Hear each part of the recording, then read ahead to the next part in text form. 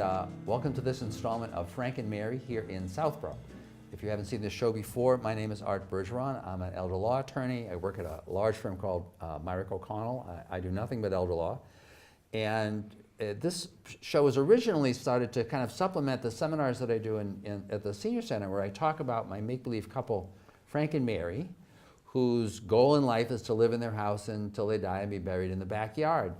And so the purpose of the show, if you're Frank and Mary, or just Frank, or just Mary, and you want to stay at home and also want to stay in this community, the question is, who are the people you should be knowing about? What are the programs that you should be knowing about? So that you can do that. And so that was the kind of the concept of the show. I recruited a great local guy, Doug Peck, who has been living in Southborough now for a long time. 42 years. 42 years. So you're not new. You're not an original. Not original, right. But as the co-host, just because he really kind of knows people, I'm kind of an outlander, and he always brings interesting people, including our first guest today. And I want Doug to introduce her. We're going to be increasingly in these shows, doing 2 segments and having 2 different guests. And so, Doug, who do you got for today? Today we have Marianne Anderson. She is, I met her through the Southborough Senior Center. She has started really a program there called Trailblazers, which has really gained actually national recognition for the work that it's been doing. And so I will turn right to her to let her really talk about the program. She is also a long-time Southborough resident. Once again, not an original, but your kids were, right? You raised your kids here, and then taught in West Boylston for many years. Correct. And then came back. Mm-hmm. And so just talk about why it was that you decided to do this program. What's it about? Okay. This is really exciting. Well, when I first retired, I decided that I'd like to do something at the Senior Center, so I went over there, and I noticed they had a few programs I was interested in, but I thought, how could we develop maybe some more active things for seniors to do? So I talked with Pam. Because you told me you did phys ed. I was physical education teacher. Little kids. Exactly, with elementary, yes. Yeah. And so when I talked with our director, I said, well, how about if we start out doing some just walks in town? So we did a couple of those.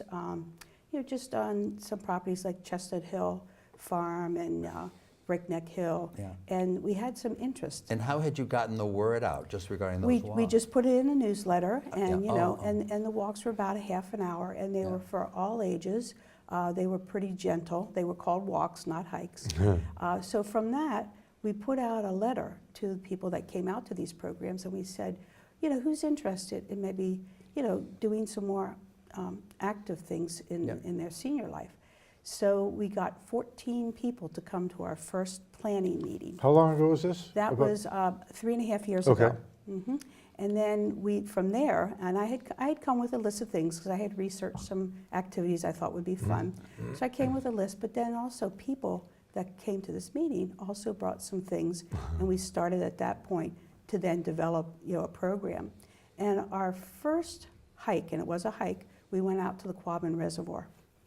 So that was pretty intense, but we always tried to do something a little bit more active at that point. Right. We did that. Although I suppose Quabbin's great because it's not like a mountain. Right. No. Although there's a trail system. That's right. And you can do some and stuff. So how long was it? Just is it a mile or 2 miles? Well, that one was probably about 4 miles. 4 miles. Probably about okay. 2 miles up to the tower, where we had our lunch. We'd take a nice picnic lunch, and then about 2 miles back down.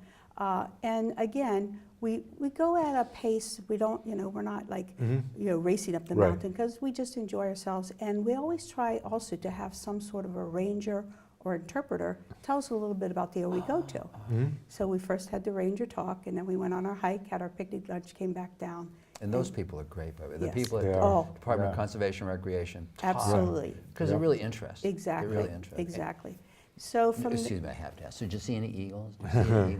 We did not see any eagles that time, but we didn't see too much wildlife. But just curious. But we did, and then from that point on, we went to a curling facility, did curling.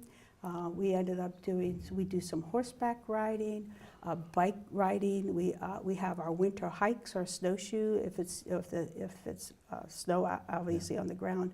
And we have a monthly meeting that meets every Wednesday at the Senior Center at 3 o'clock in the afternoon. And our 14 members, or group, whatever, have now evolved to 65 members on my email list. Wow. So that shows you how much the program has grown. And Now- that's how you're communicating it with a lot of folks. Exactly. And then what does Pam also do? Pamela Francis would also do some notices in the senior. Exactly. And so when we plan our activities, again, now it comes from the committee, and sometimes we have up to 20, 25 people that come to these meetings. You don't have to come to the meetings, and everyone is welcome to go on any of these activities.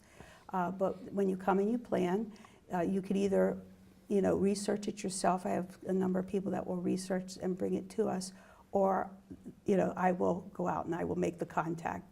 We have a wonderful boating program that we do down at Hopkinton State Park. We do that June, July, and August, and we do that every Tuesday morning. And you can take any kayak, Yeah. canoe, paddle boards, pedal boats. So again, we have a range of things that we do. And so most of these are free activities, right? Or that there's a nominal charge you pay for? Exactly. Yeah. Sometimes when there's like a picnic lunch involved or something like that, we charge a little bit to cover that. But most of these hikes are always free, especially the state parks and things like that.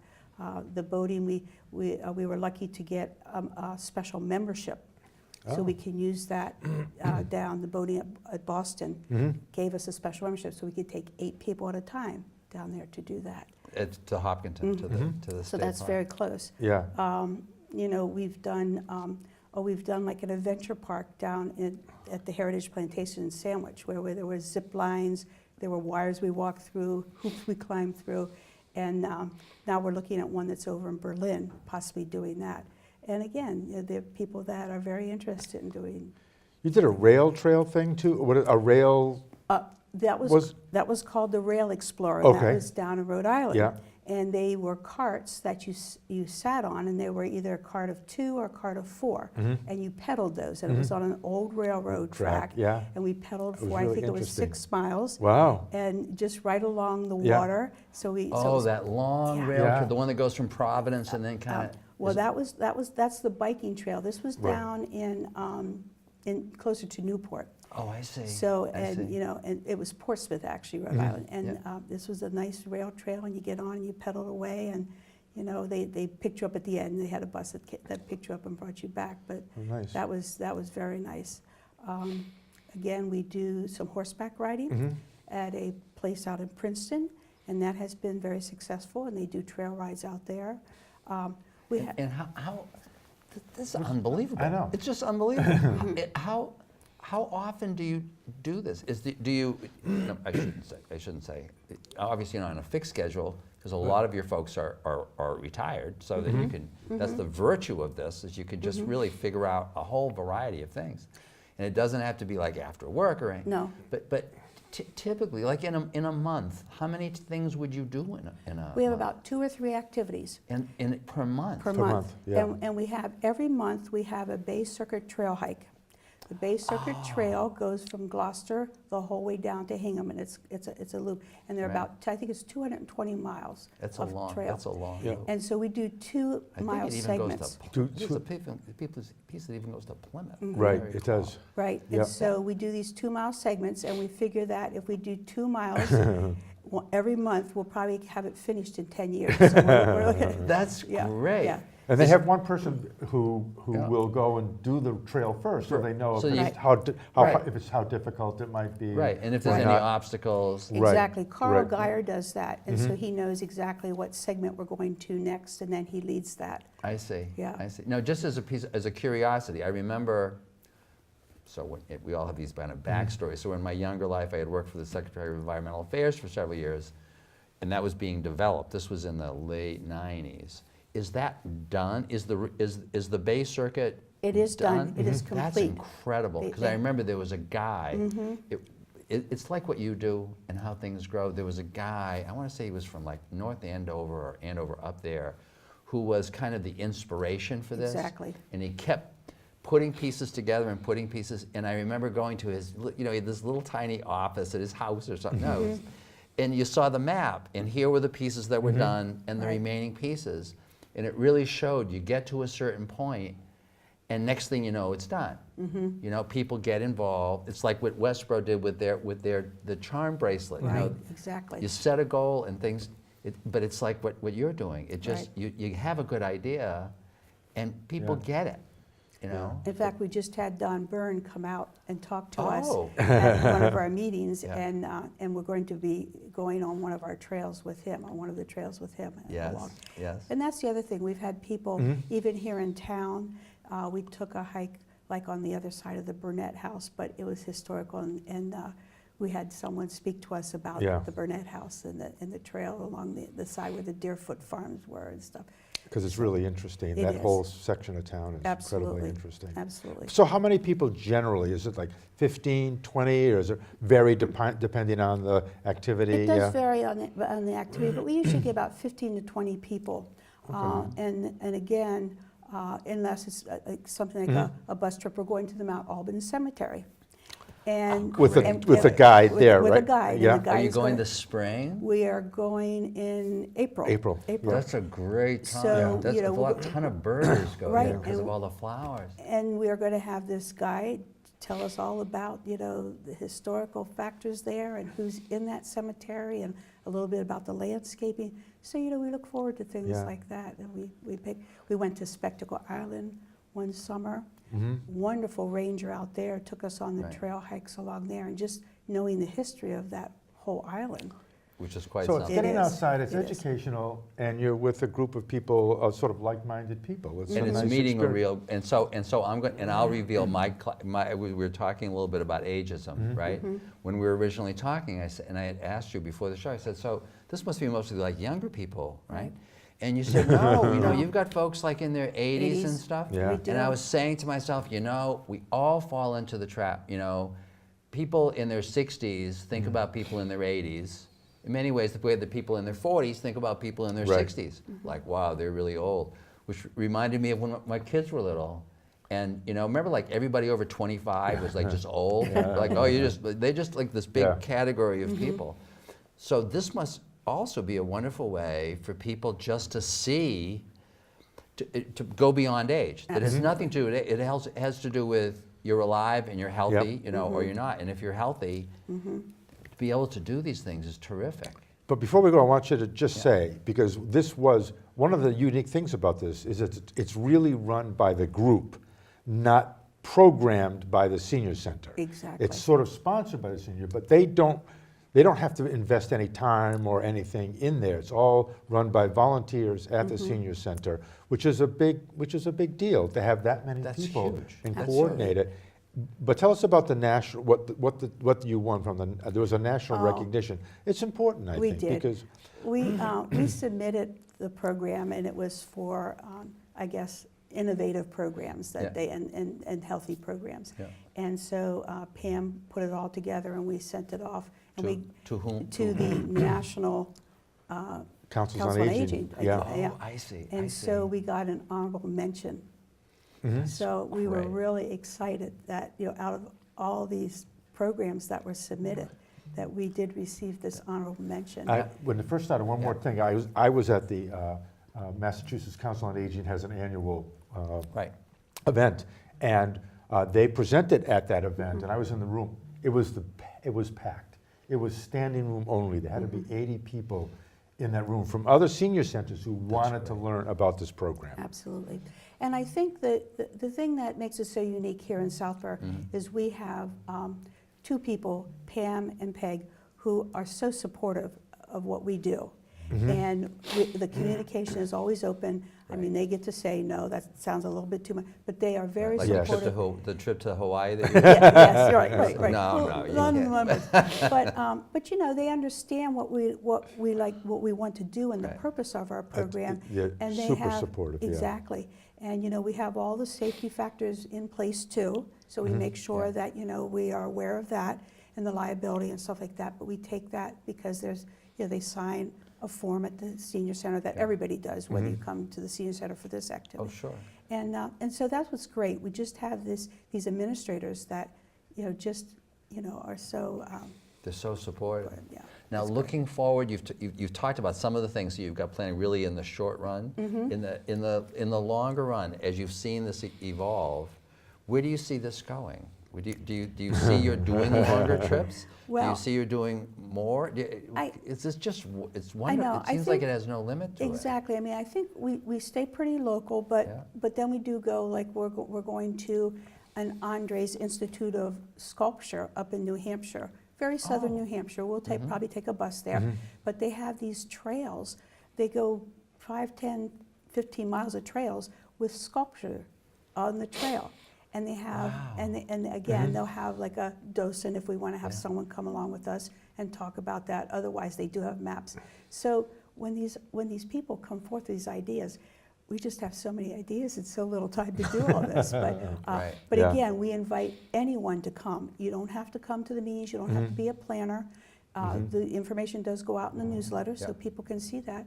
And we try to tell them, you know, to what extent, what activity, if the difficulty of it, so that they understand, you know, that this may be climbing a mountain or whatever. So that's So they can always see that, they Self-select. can get updates to the newsletter. Yeah. correct. Or they, and then you email with internally, right, to your Absolutely. folks. Do you want to also give folks your email in case they want to be connecting with you directly, or do you want things to keep going right through the senior center?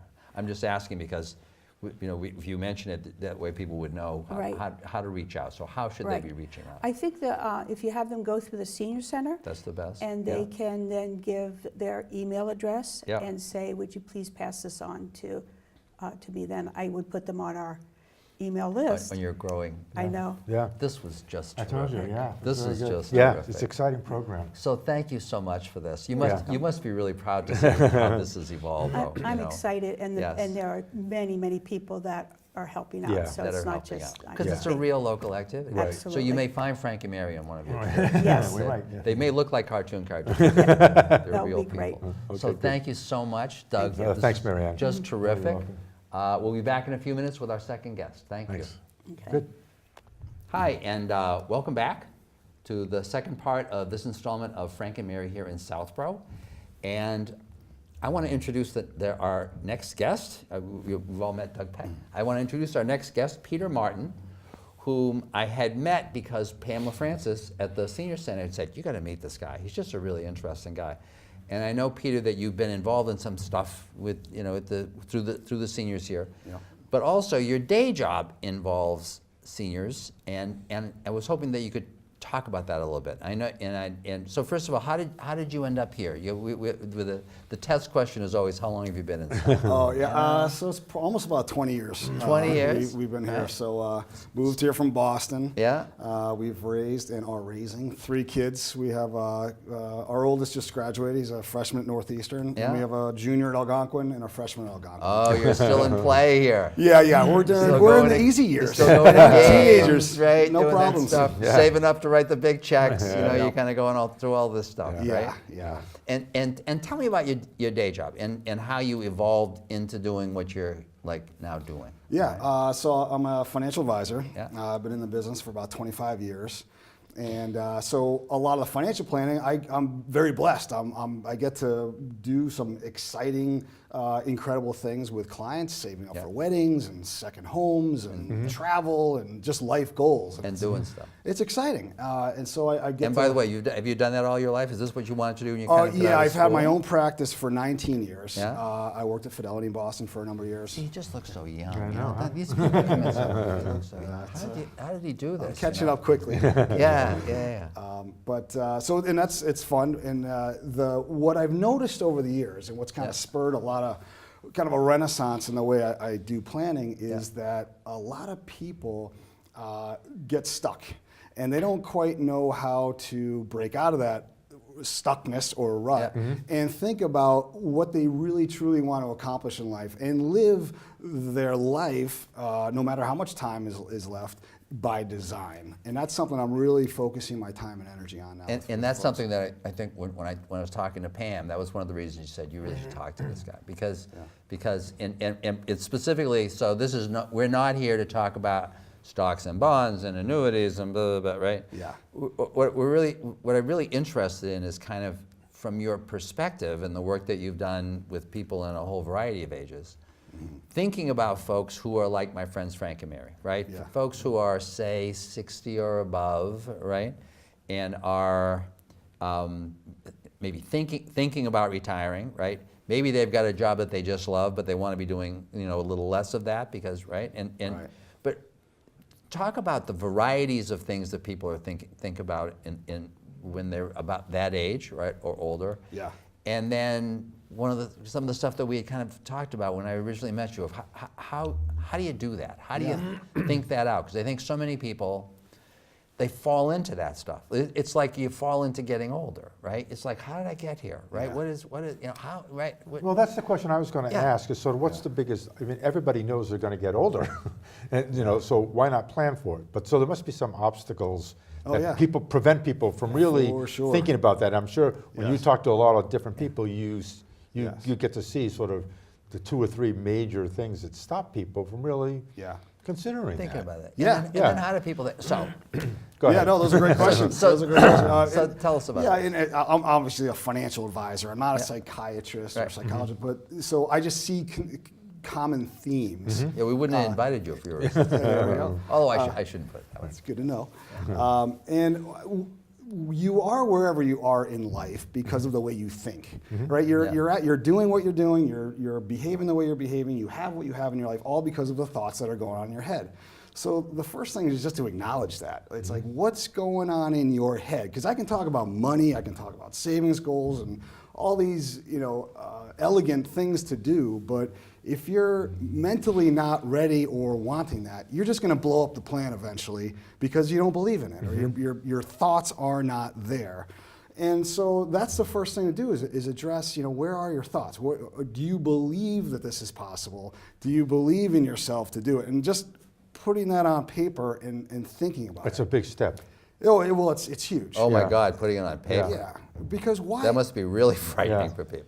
Well, that's it. Fear is the biggest thing. Because you have it in your head, but you're like, it's all Right. swimming around in there and you're thinking about it all the time, right? Yes. Yeah. Well, even more so, if you put it on paper, you might even laugh at it. You Right. might even think this is the most ridiculous thing in the world, Yeah. and then it even depresses you more. Right. As compared to using your mind, your brain is just one big computer. It just wants to know what the challenge is. And so if you put it on paper, then we can get into figuring mode. We were taking the formless thoughts and putting it into form so we can grab it. We can we can work on it, and that's the biggest, the first step. And then the other big thing I've noticed is that you've probably heard of the bell curve. Yes. So it's a representation of any distribution of events. Like if you go to the gym.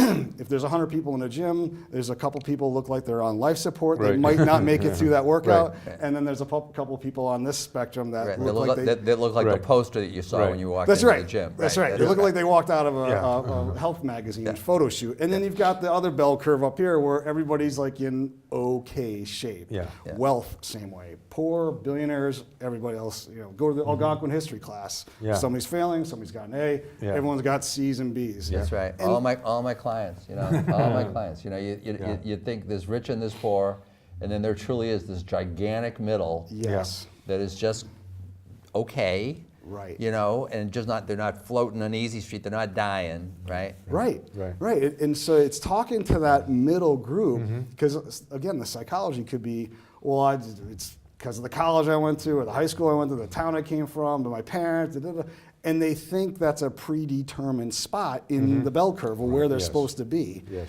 And part of it is just saying, all right, wait a minute, whatever you want, getting wealthier or having more fun or getting in shape or whatever you're trying to design, Yeah. what are the outliers in that area doing? If you want to get in shape, do you belong to a gym? Okay, that's an outlier. Yeah. Do you have other people that you work out with? Well, that's another outlier. Do you subscribe to a health magazine? That's another. Tick, tick, tick, tick, tick. We're stacking, the numbers in our favor on that bell curve Yeah. to make us an outlier. And that's part of the thing we talk about with wealth too. It's like, what are the outlier behaviors you should be doing to get to be an outlier? Do you meet with a financial advisor? Do you meet with your accountant? Do you save and invest? Do you spend less than you make? Tick, tick, tick, tick, all the things to get you Right. over here. It's not some predetermined ordained thing that you have to be smack dab in the middle. And so, once again, you've talked about how do you start. So how you start off by kind of thinking about, well, give us some examples of folks that you're dealing with, or that you've dealt with, right? Yeah. Not obviously really specific examples, but, so I'm 60 years old, I'm folks that are, say, between 60 and 65 and are trying to face some of these problems. Talk about some of the problems that people have faced. Talk about how they can think those out. Yeah, well, I think to look at a design, I was talking a little bit of philosophy before, Yeah. but some actual steps to take, and I'll give you an example, is first of all, you just want to, like I said earlier, write down your design, or if you want to call it a vision, whatever word works for you, but write it down in as much detail as possible. For example. Yeah, you could say, well, I want to see my grandkids twice a week. I want to be able to put away some money for them for college. I want to be able to take my family for a cruise every 3 years. I want to weigh a certain amount. I want to belong to a gym. I want to be able to spend, really particular detail as much as possible. All the different areas, where I want to live, when I want to travel, how much money is in the bank, what's my budget. You just really, who do I want to hang out with? Where do I want to spend my time with? So that's like your design vision work. Yeah, and a lot of those, now that you're kind of clicking through those, don't necessarily have a dollar figure attached. No. But they might have some other activity things attached. If I want to stay in shape, right? If I want to be hiking for a long time, we were just listening to that wonderful group that Marianne's doing. Yes. That means I want to be staying in shape. I may have some diet issues, right? That I want to make sure that I'm taking care of. Maybe that's even part of it is talking to my doctor and trying to figure out that For sure. Yeah. that side of it. Right? Yeah. So it's like a whole bunch of things. Right. Some of but I suppose in the course of that you're really saying you need to be taking the dollars issue into account. You want to be saying, I want to take this many vacations, right? I've got this amount of money. I'm going to be dead. I'm going to take a guess, or not dead. I'm going to be less interested in taking those vacations at some age, Yeah, well, right? that's part, and 'cause that's therefore the you really first try one. to you really try to figure. Yes. Yeah, because you start off with that kind of high level, just kind of you're putting it on the paper. The next one you want to look at your core values, and it's a fun exercise just to write those out. And there's no wrong answer. Right. It could be trustworthy or honest, or integrity. You could write the ocean. The ocean, like for me, is a core value. I want the ocean a part of my life. Somebody like your previous guest could say, hiking or mountains Or just outdoor activity, and just to be active like Yes. that is very, very important for a lot of people. right. Yeah. Right, and putting that on paper so you see it. Yeah. But that's a good point. But also to be perhaps in a place that maybe That's isn't age-friendly. Southborough, Right. right? Right. But it also just may be visually. So That's where the ocean, So part right, of my mountains, work, I every Thursday is Island Day, so I go to either Nantucket or to Martha's I like Vineyard. that schedule. And it's work in theory, Yeah. But I realized, so I was in Nantucket on Wednesday, and then I actually went I was in Martha's Vineyard on Thursday, right? And I found myself talking to some folks, and we were just talking about how, in the typical day, they would find themselves maybe driving around, and then just in the middle of something else that they were thinking about, but they'd be driving on one of the ocean roads, Yeah. and just Yeah. look and go, how can I be worried about this thing? I'm on this road. Look at Right. this. Yeah, right. Right. Right. So there really are some places that you might want to be, Right. Yes. just because by virtue of being in that place, Yes. it just changes things for you. Yes. And to have an aspiration to do that for some limit, some people think of that as just like a vacation week. That's when the other 52 you're working, right? Right. Or the other 50, right? But the notion of building that into a retirement plan Yes. is really interesting. Oh yeah, we talk about that a lot. It's not really part of the 6-step process, but I call it co-creation. Wherever you are, whoever you're with, they're not only affecting you, they are co-creating you. Like right now, I'm being co-created by this environment. I'm Right. thinking about media and cameras and Right. law and your Yeah. work, and it's because we're all influencing, Yeah. and then my thoughts, and like perfect example, driving down the road. Like those, you're gonna have a different thought driving on an ocean road than Right. you are, at some dive bar or something. Yeah, or Right. stuck on the expressway driving 490 into Boston Yeah, for exactly. 2 hours. 495 isn't the same experience Right. as that, Yes. is that Ocean Yeah. Road. Yeah. Exactly. So you get the design, the core values, and then write down your priorities. Mm-hmm. And it could be family is a priority. Health is a priority. Being with grandkids or however, just writing down your priorities, right? And seeing where they stack up, but just being aware of that. Any questions on that? No, I think it's something that I sort of started too a while back when I realized that I didn't necessarily write them down right away, but I knew I had these things that I wanted to do. But when I looked out at the finance world, I said, I'm not a finance guy. And it's so complex nowadays. There's so many different ways to do for it. sure. I went to a financial advisor because I said, I got to figure out how to do this. Right. Because I don't want And you don't want to try to figure it out. I don't want to try to figure it out. I'm not competent enough at it. No. And so if I really want to make it happen, I've got to have a foundation in place. Right. And I got to be able to know, can I do this or not? So something I might not be able to do. But that's still part of the plan. You still Right. have to sort what my limit's going to be. Yes. Yeah. So you can be realistic about it. But it was so helpful to have somebody who can now try to operationalize. Is that what you do? You're sort of really operationalizing their plan. Yes, well, exactly. Because after you figure out your priorities, then you do Right. the actual goals. So let's say we want to go on vacation. Yeah. Well, the goal is, all right, I want to go twice a year, and I plan on spending $5,000, Right. whatever the number is. Right. So Right. it's putting a number Yeah. to your priorities. I want Right. to spend time with my family. That's a priority. Okay, is that you want to have dinner with them 3 nights a week? Right. How do we put a number on that so Right. we know what to aim for and How we do you know put if we hit it? How do you put a number on it? Yeah. Right, so that you can kind of set your budget and then know that once again, it isn't just this kind of like swirl in your head about there's a whole bunch of things you want to do and I hope I get enough money for it. Exactly. But then you can actually kind of set a budget which gets you to my basic priority in life. And I always tell people, the Frank and Mary, their goal in life, I said, you get to a certain age, like ours, well, not his, like ours, right? And like it's fame and fortune is no longer, that's isn't? past. No, it's it is like, for me, yeah. and for a lot of you want to get a good night's sleep, and the older you get, I want that too. the harder it is to get a good night's sleep, and the more you want it, the more you say, I don't want to wake up every hour, and I'm waking up and I'm like, oh, I'm going to stress about this, or I'm going to stress about that, right? Yeah. So, and I think a part of that is this. I think for a lot of people that talk to me, you talk about those priorities. One of them, often high up, is I don't want to run out of my money before I run out of my life. Yes, I got to yes. make sure that this kind of like matches up. It's number one. And for folks to be able to and they oftentimes are looking for me for advice, for their lawyer. One of the reasons why lawyers went to law school is they didn't want to do that stuff.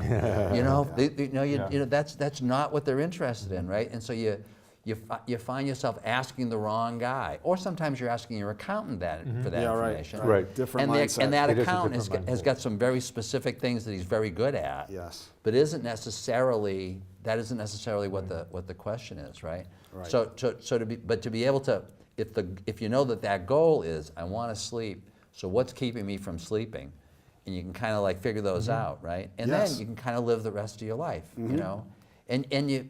Because another piece, I'm just going to throw this in from my own sense, from my clients. The nice thing I like about dealing with older people, right? So they all know they're going to die. They know that, you get even like his age.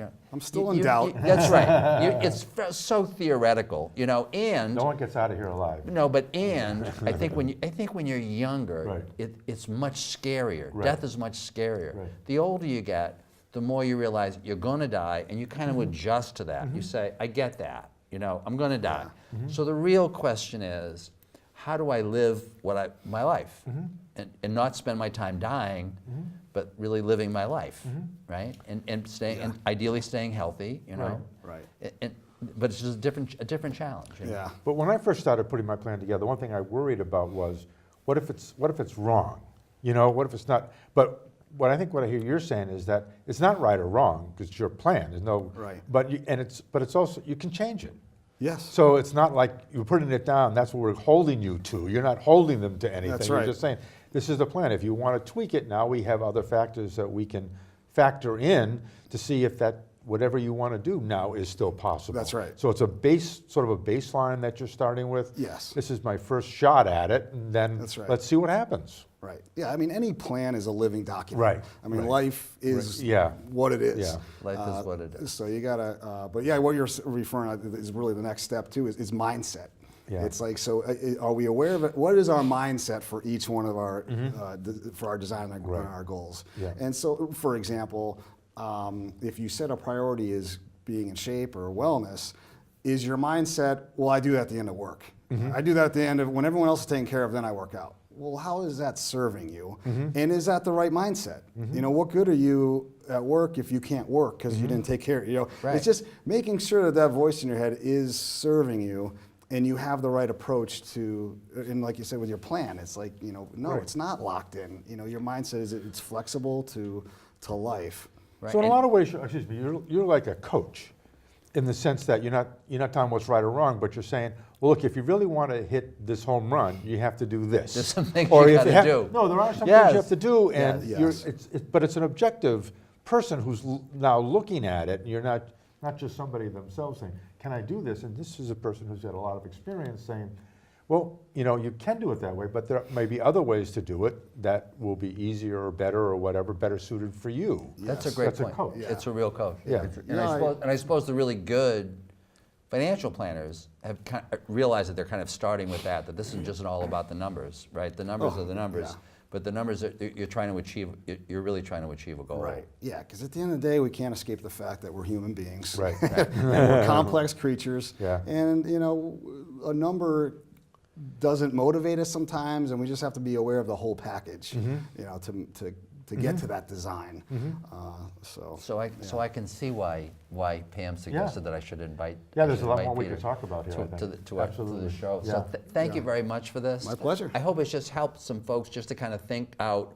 People like me who have it just kind of swirling in their head. You know, I'm a 69-year-old, and it kind of swirls around it. This notion of kind of getting beyond that and trying to get it down, and then trying to figure out how you can really implement. Yeah. So Yes. thank you very much, and hopefully, you know, we can get a banner for this segment where you can get your information if people want to contact you, Sure. so they have the ability to do it. That'd be great. Yeah, Thanks thanks very for much. having me. Thanks Okay. for coming on. Thanks, Peter. All right. Thank you, Doug. See you next month.